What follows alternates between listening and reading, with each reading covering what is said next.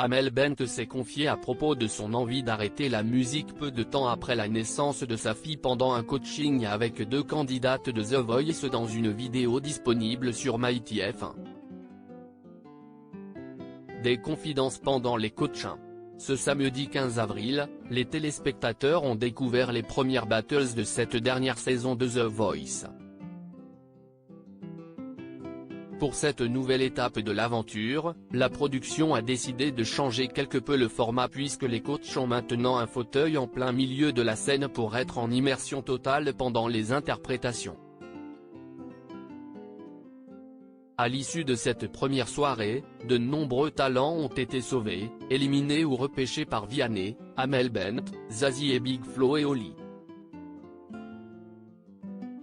Et ce n'est que le début puisque les battles continuent dès ce samedi 22 avril sur TF1. The Voice 2023, une séance de coaching d'Amel Bent sous le signe des confidences pendant le prime des battles, les téléspectateurs découvrent seulement une courte partie des séances de répétition entre les coachs et leurs talents.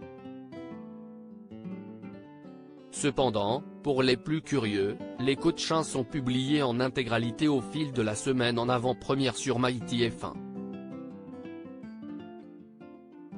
Et pendant ces échanges privilégiés entre les membres du jury et leurs talents, certains se laissent aller à quelques confidences sur leur vie privée.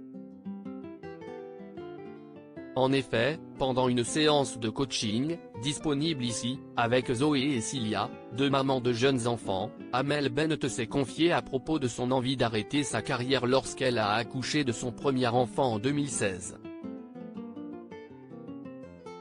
Quand j'ai eu ma première fille, j'ai carrément renié la musique. Ça a soigné tous les endroits que la musique soignait avant en fait. Je n'ai plus besoin.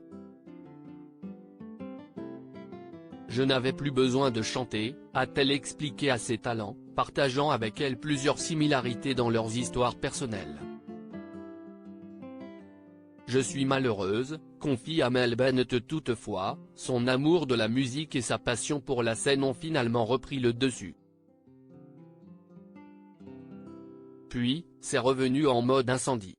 Un matin, j'ai fait « Ouah, il faut que je chante. Je n'en peux plus. Je ne suis pas moi, je suis malheureuse, je ne suis pas bien », a-t-elle continué avec un grand sourire. Finalement, sa passion est revenue comme au premier jour et la maman est retournée en studio. Ça va un temps. Puis, ça revient tout le temps, a-t-elle ensuite conclu. À lire aussi nous n'avions pas le droit, la production de The Voice réagit à la demande inédite de Priscilla et Mea.